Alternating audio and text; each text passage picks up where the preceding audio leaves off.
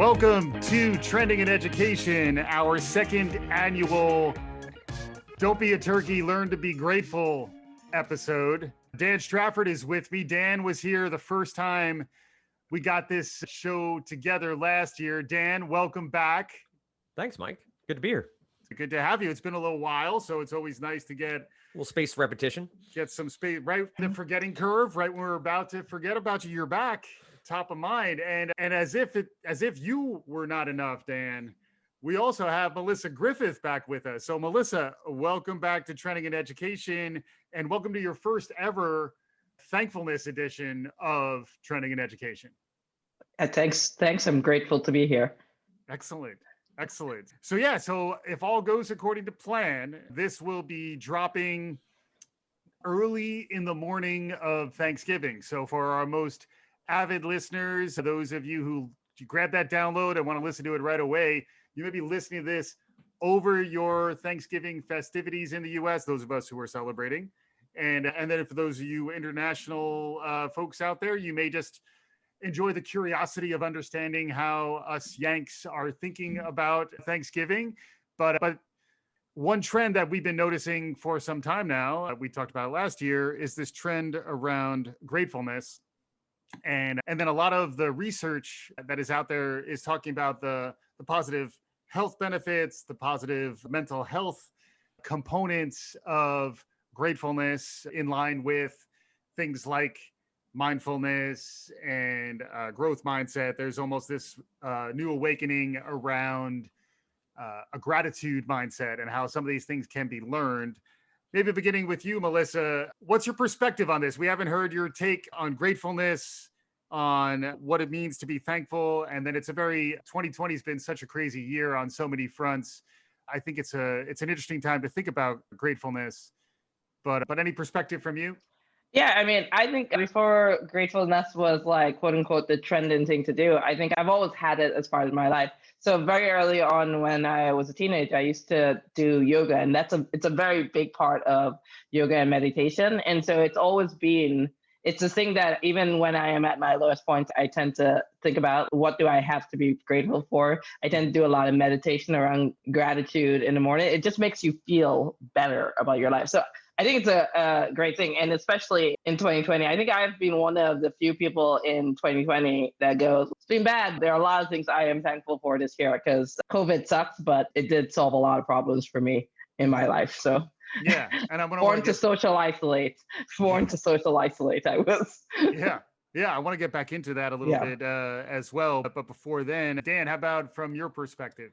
Yeah, I'm pretty sure we talked about it last year a bit, but the idea, I think gratitude for so long was about making other people feel good. And that was the mindset for so many people. Well, I have to say thank you. I have to say these things to make sure other people feel good about themselves. But I do think the looming world of self-reflection and self-care has brought with it the idea that gratitude makes you feel good too. Yeah. And I think, to your point, Mike, this is an education show, has been an education show. You can learn it too. It's not something that is innately necessarily something you do. Kids do typically seem to give more hugs and be more affectionate with their gratitude. But to Melissa's point, journaling and yoga and that sort of stuff, to be self-reflective and gracious with yourself and have gratitude for the things you have and the things you get to do, I think is a huge step I've tried to make over the past 8 months to ratchet it up, like to be mindful that I need to be openly more happy around the things I have and name them and be a part of it, because it's so easy when we're in this sort of world to let that slide and let it become a little bit doom and gloom. And studies show people feel better. They go to the doctor less. They do better at work or in school when they're openly showing their gratitude and being mindful of it. So I think it's a great thing to discuss and to try to break down some barriers on, to make people aware that it's not all warm and fuzzy necessarily. It's just being mindful of what you got and how you can be thankful for it. Yeah. And for me, it's an interesting antidote to doom scrolling, which is another thing that is a thing. It's a very 2020 thing where your feeds, whichever feeds you choose to allow into your universe, are probably feeding you 24/7 emergency, fight or flight, stress, danger. And if you can shut those things off, which is the other thing that both you were talking about, giving yourself room to be reflective, room to be off the grid, very conscious of what's going into your mind, you can start to break out of some of the negative spirals that are more available now perhaps than ever. It's really easy to perseverate and go into these cycles of what else is wrong, oh my god, and then if you share it, let alone if you share and if you're thinking about that, you'll get a lot of reinforcement to say, oh my god, you think that's bad, check this other thing out. Perspective on doom scrolling as we're talking about this? I have largely quit Twitter. I have largely quit Facebook. I stick to news sites, and even that can be some doom scrolling happening, but I'll go on Twitter only on my computer. So I don't have it on my phone anymore. So I've made those changes personally because I felt exactly what you're saying. I felt that I would spiral down, I'd refresh and see what was new, but nothing was new. Nothing changed. I doom scroll. I doom scroll a lot, but I think my perspective is very different from most people. I have gotten into this habit of watching YouTube videos about Karens. About Karens. Karens, yeah. Karens. Yeah. Karens. I thought you said not. You're a fan of Schadenfreude. That's what you are. Yeah. No, I don't take pleasure. I do not take pleasure from out of it, but it does give me perspective to my life. I live a pretty good life, and even that kind of animosity that people show, or even doom scrolling, like all the hate in the world, like just makes me feel like thankful that I'm not around that. Yeah. Like I do not surround myself with people who act that way in either direction. So in essence, you're saying you are grateful for the opportunity to doom scroll, because that can actually have some net benefits just by comparison. That may be right, but I'm not gonna admit it. Well, what I'm hearing from both of you is the idea of being intentional about your time. Absolutely. So if you're doom scrolling, it's not because you stumbled into it absentmindedly and suddenly you're spending hours upon hours of time. You're at least hopefully reaching the level of awareness that I'm doing this as an outlet. I'm doing this as a coping mechanism, or not. I mean, what's the deal, Melissa? I mean, I sleep like a baby after I watch them before I go to bed. So no.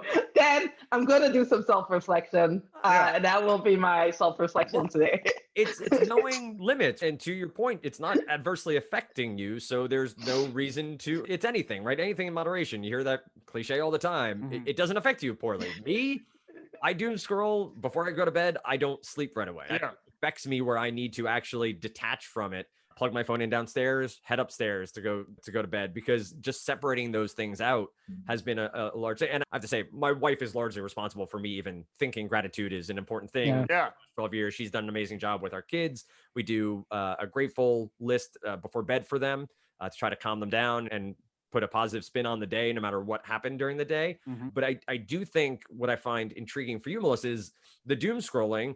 It doesn't affect you in that way. It doesn't change your premise. It doesn't change your perception. Whereas for, I think, a decent amount of people who doom scroll, and listen, there is some fun in doom scrolling. There are some times where I'm like, this is pretty funny. Mm-hmm. But I do think more often than not, though, to Mike's point, it's just a rabbit hole for me where it's too much to go through. Along the lines of gratefulness as it relates to learning, one of the quotes that I've been using a lot this year is Nelson Mandela's, "I never lose, I either win or learn." And the idea is that you have this opportunity to even be grateful for failures and to demonstrate your ability to actually grow through those difficult times. It's one thing that we did talk about earlier in the year, particularly around some of the racial unrest that was there. Embracing the discomfort that you feel around difficult conversations, because those tough times and those difficult feelings are something you should be grateful for, in that you're surfacing something that probably needs to get worked through. Thoughts on that, Melissa?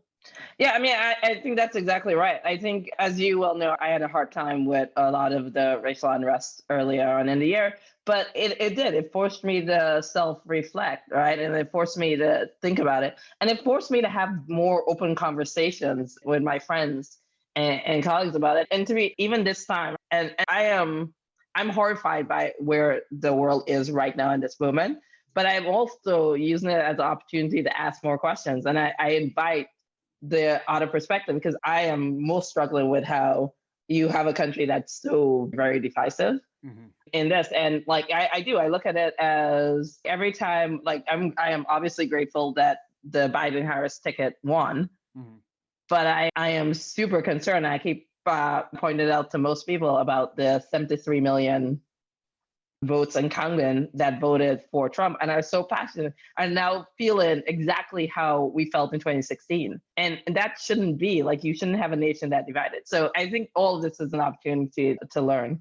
I think, Melissa, to your point, there's a grace involved there. One of the definitions of gratitude, of talking about 2016 versus 2020 and understanding how we or you or I felt then and how people may be feeling today, and being, grateful for the opportunity to maybe take a deep breath, listen for a little bit, and then hopefully move forward. I think you're spot on with, there are still major problems. There's still major things that this isn't a blank slate. It's not like the last 4 years didn't happen and things need to move forward. But I think from a learning perspective and from gratitude this year, to your point, Melissa, there are things that happen, and the negative hopefully allowed people to learn, to be self-reflective, to take the time to maybe question themselves or question those around them on certain things that in the past had been taboo, or whatever the word you want to use. And I think, to your point, COVID and the unrest were really awkward and troublesome things that were happening.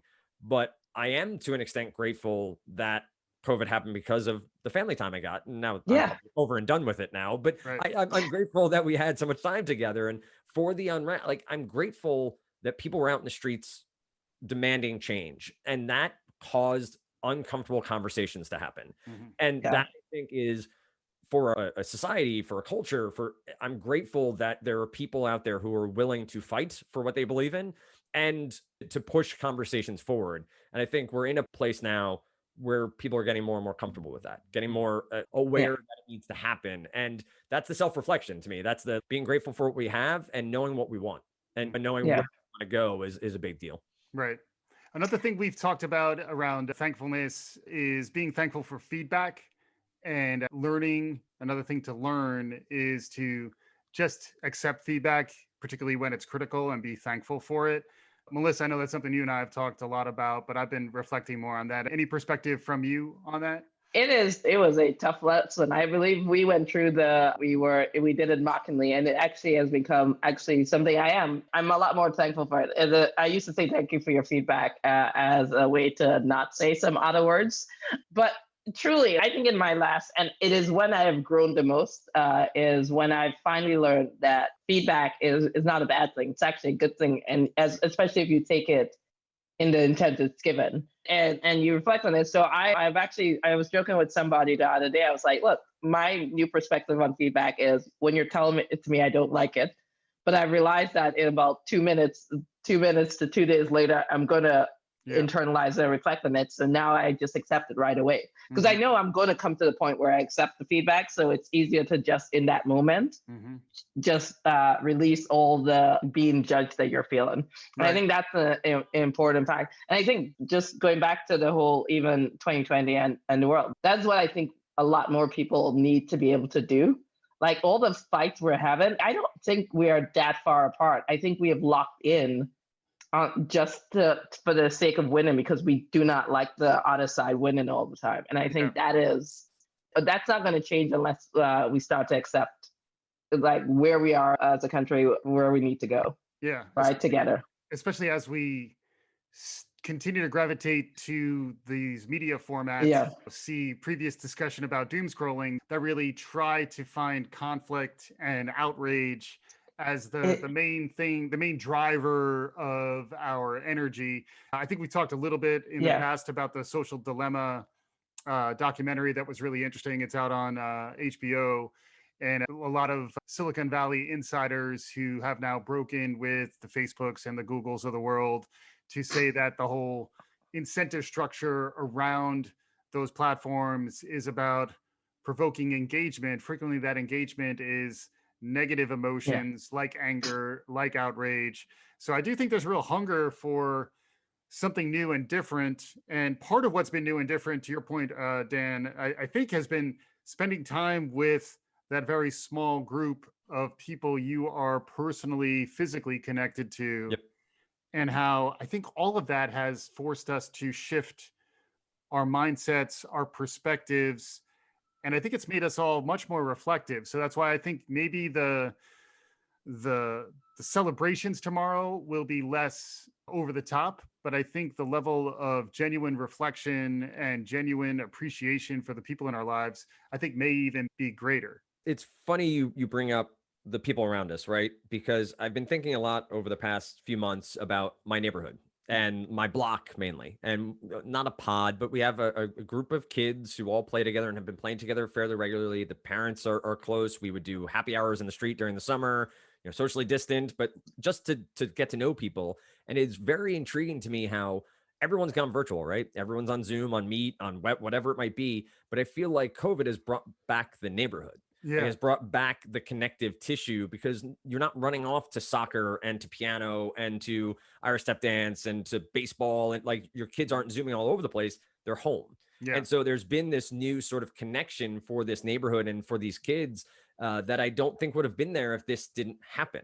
Mhm. And I like there's a sense of neighbors again, of helping and of chipping in and doing these things to make sure everyone around us is getting by okay, Mhm. because of what's going on. Again, not thankful that COVID happened, but thankful for sort of these sort of ramifications of it and things that have come from it. Mike, you talked about the fighting, right? The idea of needing the whatever it might be, the argument to happen to bring people back to social media. I've watched half of Social Dilemma. I need to finish it. Haven't Yeah. yet. Yeah. But it reminds me of sports talk radio, Mhm. right? Sports talk radio. The idea is not about agreeing with people. It's about arguing with people. Mhm. And that's news talk radio too, is about yelling at someone you disagree with. And that's what people want to do. They want to listen and disagree and prove someone else wrong. Mhm. And it is just such an interesting media model that it's not just social media.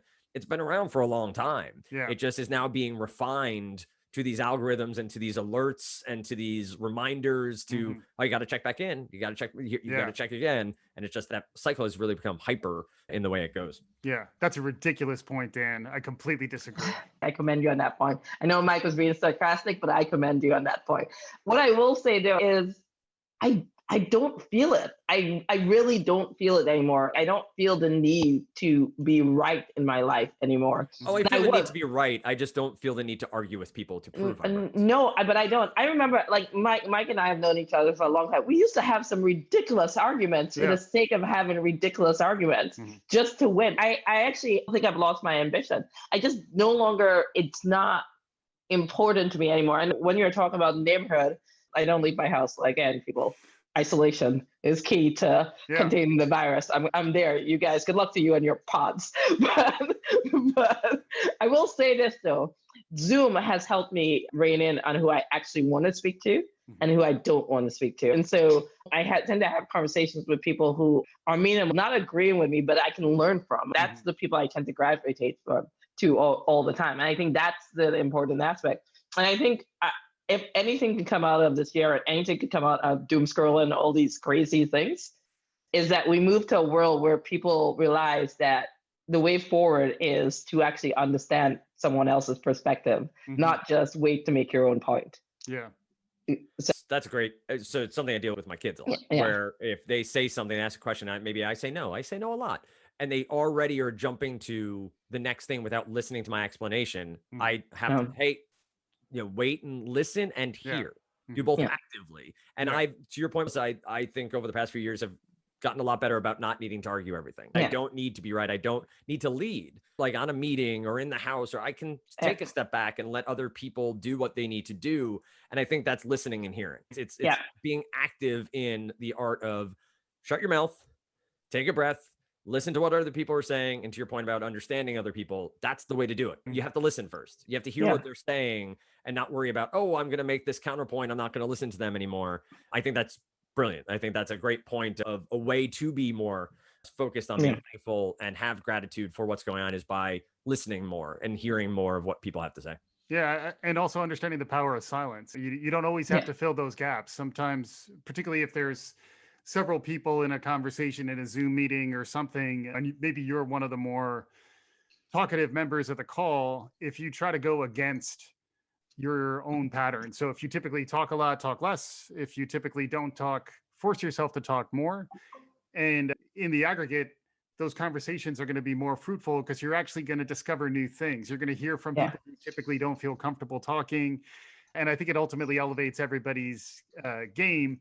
But I want to get some final thoughts around what you're thankful about. So I definitely want to begin there. Yeah, Melissa, maybe starting with you. What are you thankful about? And feel free to be thankful for lots of things about this podcast along the way. Yeah. I am for sure thankful I get to hang out with Dad on this podcast. Nice. Yeah.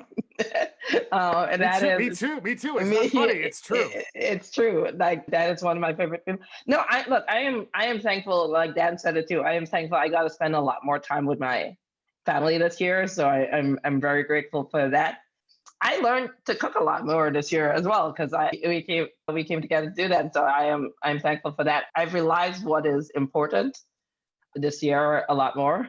And I've realized who your true friends are. Like you see a lot more of that. And so I am grateful for a lot of things that happened this year. I'm also really happy the year is over. Yeah. And I'm looking forward to a better 2021. And now I've jinxed it, but yeah. At least we know who to blame, Melissa. That's what's important. Everything was we were setting up for a good 2021 as long as nobody let the word out, Melissa. So that we wanted a better 2021. But now if we play it cool, 2022 still in place. So 2022 is still in play. The last thing I would say is I do believe like it's learning from mistakes and everything.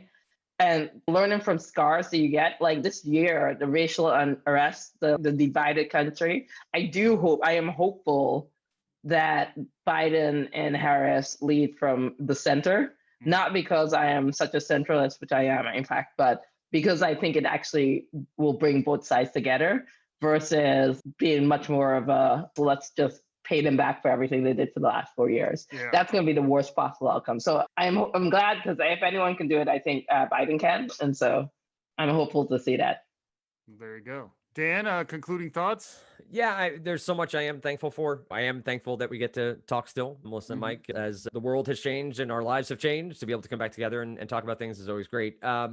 Thankful for my family, thankful for doctors, thankful for my neighborhood. I'm thankful that this year's coming to a close, to be quite honest. But the gratitude stuff, I think the thing I'm most grateful for is the meta of being able to your point, Melissa, before, of see what I have, be able to see what positions I have that are afforded to me because of who I am, because of the color of my skin, because of my gender, and be grateful and knowledgeable of those things that allow me to then help other people. And that's been a process this year that I've really tried to undertake while reading about George Floyd and reading about the stuff over the summer, working on some projects to focus my attention to where I can help. And so I'm grateful for the people who have trusted me with that stuff and grateful for them believing in me to help them and to help them to continue getting education out there in that regard. Overall, though, I think grateful for health and grateful for lots and lots of stuffing and cranberry sauce on Thanksgiving Day. There you go. And of course, we're thankful for you, our listeners. So thanks everybody for sticking with us through this crazy year. Training in Education's been a pretty wild ride, and we have some more stuff on the horizon heading into the end of the year and heading into 2021. It's a really interesting time to be thinking about the future of learning and plenty to dive into there, but always important to pause and reflect. It does feel like a year where we've all, like it or not, had plenty of opportunities to be more reflective, and hopefully, to your point, Melissa, maybe out of that reflection, some new awakenings can happen and can start to bear some real fruits. So hopefully, we don't want to jinx anything. 2021 may be terrible. We don't know. The numbers on the pandemic are tough. The vaccine is coming. It'll be interesting to see how that rolls out. Plenty of angles to pursue in terms of predictions and expectations in terms of the world of learning. We'll dig back into that in the future.